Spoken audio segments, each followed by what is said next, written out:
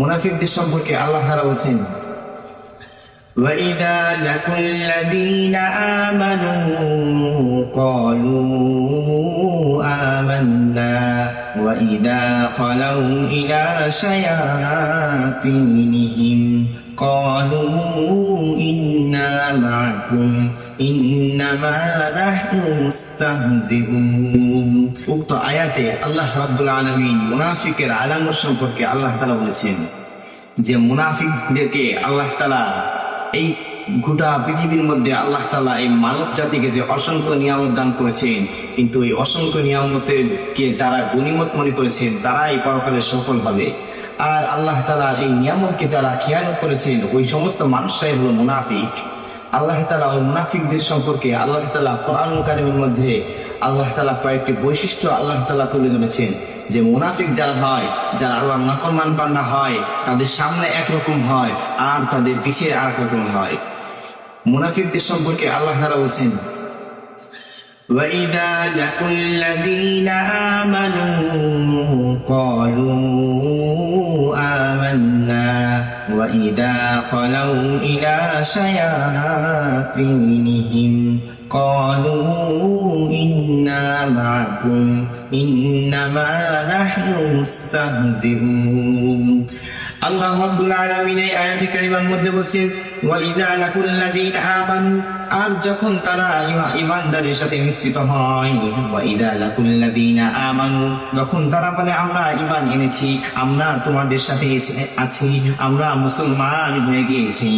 এরপরে যখন ওই সমস্ত মানুষ যখন তারা শয়তানদের সাথে একত্রিত হয়, তখন তারা বলে ওয়াইদা ফালাউ ইলা শায়াতিনিহিম, আমরা তো তোমাদের সাথে আছি, আমরা তো তোমাদের সাথে আছি। ক্বালু আমান্না, এবং আমরা তো মুসলমানদের সাথে আমরা ঠাট্টা ভুল করি। তাহলে এই আয়াতে কারিমা থেকে বোঝা যাচ্ছে যে যারা মুনাফিক তারা যখন মুসলমানদের সাথে যখন তারা একত্রিত হয় তখন তারা বলে আমরা ঈমান এনেছি, আমরা তো তোমাদের সাথে আছি। আর যখন তারা শয়তানদের সাথে একত্রিত হয় তখন তারা বলে আমরা তো তোমাদের সাথে আছি, আমরা তো কেবলমাত্র মুসলমানদের সাথে আমরা শুধু উপাসনাই করি। তো আল্লাহ তাআলা আমাদেরকে এই জবান দিয়েছেন, এই জিহ্বা দিয়েছেন, এই জবান দ্বারা কাউকে গালি দেওয়ার জন্য নয়, এই জবান কোনো মুসলমানের উপর অত্যাচার করার জন্য নয়, এই জবান কোনো মানুষের উপর নির্যাতন করার জন্য নয়। এই জবান মানুষের জান্নাত, আবার এই জবান মানুষের জাহান্নাম।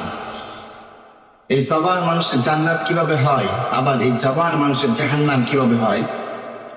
রাসূল কারীম সাল্লাল্লাহু আলাইহি ওয়াসাল্লাম বলেছেন, من يضمن لي ما بين لحييه وما بين رجليه أضمن له الجنة। আমার উম্মতেরা, তোমরা যদি দুইটা বস্তুর জিম্মাদারি নিতে পারো তাহলে আমি নবী তোমাদের জন্য জান্নাতে যাওয়ার জিম্মাদারি হয়ে যাব। এক নম্বর জিম্মাদারি হলো তোমরা যদি তোমাদের লজ্জার স্থান আর তোমরা যদি তোমাদের জবানের হেফাজত করতে পারো তাহলে আমি নবী তোমাদের জন্য জান্নাতে যাওয়ার জিম্মাদারি হয়ে যাব। এইবারে আসুন আমরা একটু চিন্তা করে দেখি, আমরা আমাদের লজ্জার স্থান আর আমরা আমাদের জবানে কতটুকু হিসাব করতেছি। 24টা ঘন্টার মধ্যে একটা সেকেন্ডও হয় না যে জবানটা আমার রব আমাকে আর আপনাকে দান করেছে, ওই জবান দ্বারা আল্লাহ তাআলার প্রশংসা করি, এই জবান দ্বারা আল্লাহ তাআলার জিকির আজগার করি। আল্লাহ তাআলার প্রশংসা করা তো দূরের কথা, এই জবান দ্বারা আমরা মানুষের উপরে অত্যাচার করি, এই জবান দ্বারা আমরা মানুষের উপর অত্যাচার করি। অথচ আল্লাহ তাআলা এই জবান নিয়েছে কোনো মানুষকে গালি দেওয়ার জন্য নয়, আল্লাহ তাআলা এই জবান নিয়েছে তার প্রশংসা করার জন্য। কিয়ামতের কঠিন ময়দানে এমন একটা সময় আসবে যখন আল্লাহ তাআলা বান্দাকে বলবে, ও বান্দা, তোমাকে আমি দুনিয়াতে তোমাকে আমি সমগ্রময় শান্তির জিন্দেগি দান করেছিলাম, ওই জিন্দেগিতে তুমি কিভাবে তোমার জিন্দেগি তুমি পার করেছিলে? তখন ওই বান্দা বলবে, হে আমার রব, তুমি আমাকে যে জিন্দেগি দান করেছিলে, আমি দুনিয়ার মধ্যে আমি খুব ভালোভাবে আমি আমার জিন্দেগি পান করেছিলাম, তোমার হুকুম আহকাম মানিয়ে আমি সব কিছু পান করেছিলাম। তো শুরুতেই বলেছিলাম এই জবান আমাদের জান্নাত আর জাহান্নাম কিভাবে? তখন ওই সমস্ত এক শ্রেণীর মানুষ যাবে বেশি আমল করার কারণে জান্নাতে যাবে, আর এক শ্রেণীর মানুষ যাবে আমল না করার কারণে তারা জান্নাতে যাবে। এক শ্রেণীর মানুষ হচ্ছে আমল করার পরেও তারা জান্নাতে যাবে, আরেক শ্রেণীর মানুষ হচ্ছে তারা অল্প আমল করার কারণেও তারা জান্নাতে যাবে। তো প্রথম শ্রেণীর মানুষ যারা অনেক আমল করার পরও তারা জান্নাতে যাবে কিভাবে? রাসূল কারীম আবু হুরায়রা রাদিয়াল্লাহু তাআলা আনহু থেকে একটা হাদিসে বর্ণনা আছে, রাসূল কারীম সাল্লাল্লাহু আলাইহি ওয়াসাল্লাম বলেছেন, আমার উম্মতের মধ্যে ওই সমস্ত মানুষ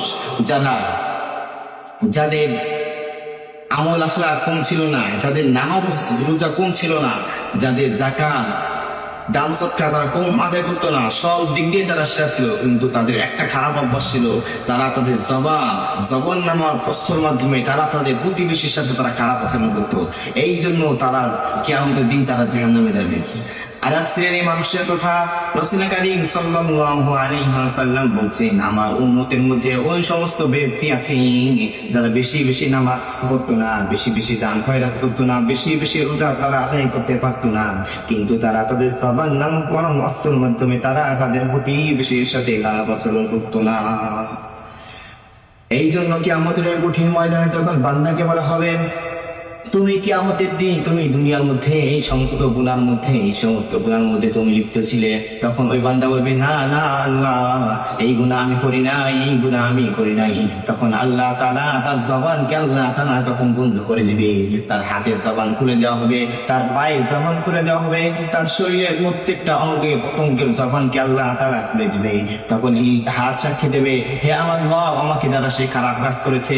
এই বাম হাত সাক্ষী দেবে, আমাকে দ্বারা সে খারাপ কাজ করেছে। তার চোখ সাক্ষী দেবে, আমাকে দ্বারা সে খারাপ জিনিস দেখেছে। তার কান সাক্ষী দেবে, আমাকে দ্বারা সে খারাপ জিনিস শ্রবণ করেছে। তার অন্তর সাক্ষী দেবে, আমাকে দ্বারা সে খারাপ জিনিস অনুভূতি করেছে। তাহলে কিয়ামতের ওই কঠিন ময়দানে আমি আর আপনি কেউ বাঁচতে পারবো না।